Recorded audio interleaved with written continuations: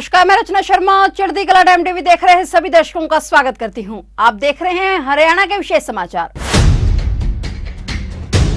हरियाणा सरकार द्वारा फिरोजपुर झिरका उपमंडल के 80 गांवों को पेयजल आपूर्ति प्रदान करने के उद्देश्य से शुरू की गई एक महत्वाकांक्षी रेनीवेल परियोजना पूरी हो चुकी है। मुख्यमंत्री मनोहर लाल द्वारा जल्दी इसका उद्घाटन किया जाएगा। इस परियोजना पर लगभग 210 करोड़ रुपए की लागत आई है। यह जानकारी मुख्यमंत्री मनोहर लाल की अध्यक्षता में 100 करोड़ रुपए से अधिक की परियोजनाओं की समीक्षा हेतु प्रशासनिक सचिवों के साथ हुई उच्च स्तरीय बैठक में दी गई। बैठक में 11 प्रमुख विभागों की 100 करोड़ रुपए से अधिक की 45 महत्वपूर्ण परियोजनाओं की समीक्षा की गई और परियोजनाओं की मॉनिटरिंग हेतु Haryana project monitoring system portal launch किया गया। अब विभागों द्वारा डीपीआर बनाने से लेकर अंतिम मंजूरी मिलने तक का सारी प्रक्रिया इस पोर्टल के माध्यम से होगी। मुख्यमंत्री ने सभी अधिकारियों को परियोजनाओं का समयबद्ध निष्पादन सुनिश्चित करने के निर्देश दिए ताकि आमजन इन जन कल्याणकारी परियोजनाओं से लाभान्वित हो सके। उन्होंने कहा कि बड़ी परियोजनाओं को जल्द लागू करना राज्य सरकार की सबसे बड़ी पहल है, इसलिए सभी चल रही परियोजनाओं के लिए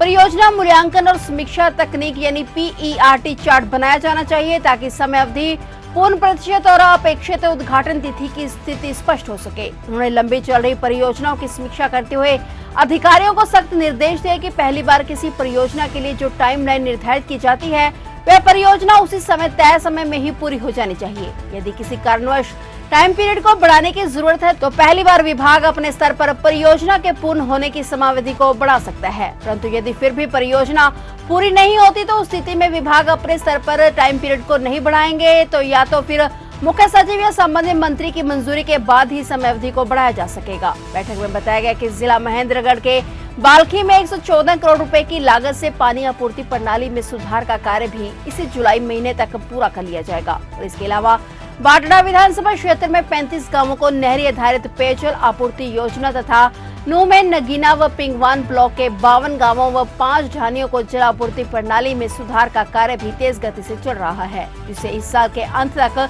पूरा कर लिया जाएगा। मुख्यमंत्री ने अधिकारियों को निर्देश दिए कि फरीदाबाद से होडल तक जहां रेनीवेल आधारित परियोजनाएं बनाई गई हैं उस क्षेत्र का वैज्ञानिक अध्ययन करवाया जाए। इसके अलावा यह भी सुनिश्चित किया जाए कि पेयजल का उपयोग सिंचाई के लिए नहीं किया जाए और पेयजल आपूर्ति प्रणालियों के अवैध दोहन पर भी नजर रखी जाए। उन्होंने पुलिस अधिकारियों को भी निर्देश दिए कि पानी की चोरी न हो और इसके लिए सख्त निगरानी रखी जाए। साथ ही पानी के उचित प्रबंधन हेतु रेगुलेटरी सिस्टम तैयार किया जाए। बैठक में बताया गया कि 139 करोड़ रुपए की लागत से पिंजौर में बन रही सेब, फल व सब्जी मंडी का कार्य अंतिम चरण में है। 4 बस्तियों के लिए विभिन्न शेड का निर्माण किया जा चुका है। इनमें से एक शेड एयर कंडीशन है और 52 दुकानों में से 39 का आवंटन किया जा चुका है। शेष दुकानों की आवंटन प्रक्रिया जारी है।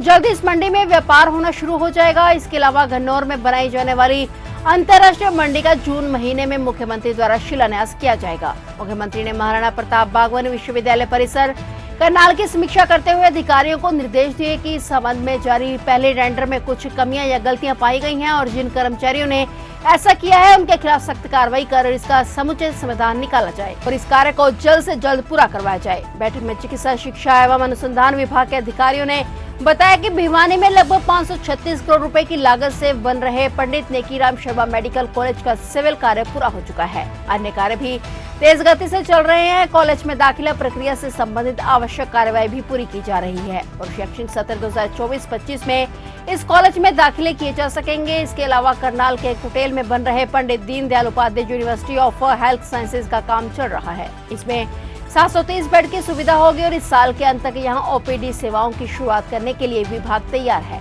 साथ ही प्रदेश भर में बनाए जा रहे 6 नर्सिंग कॉलेज और करनाल में कल्पना चावला मेडिकल कॉलेज चरण का कार्य भी तय समय में पूरा हो जाएगा।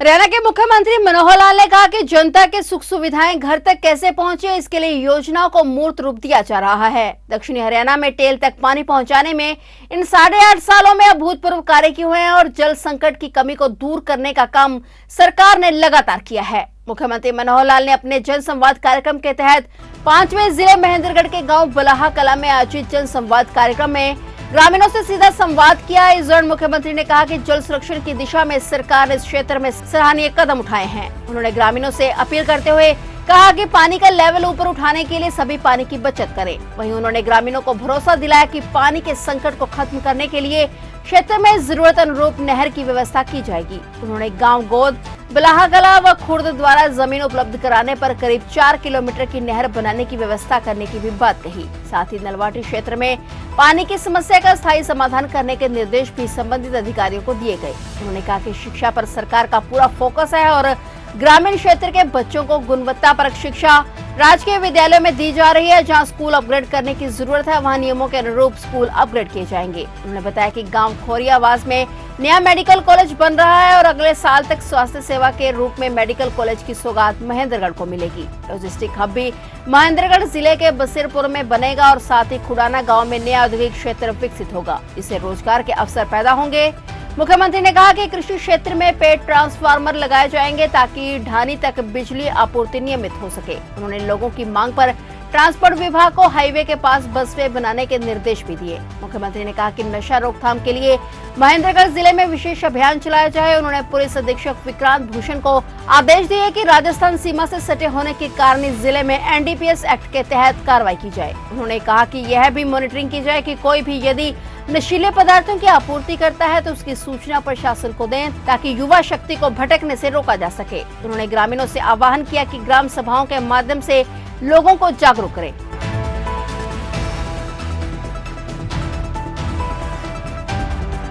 शिक्षा का विषय है।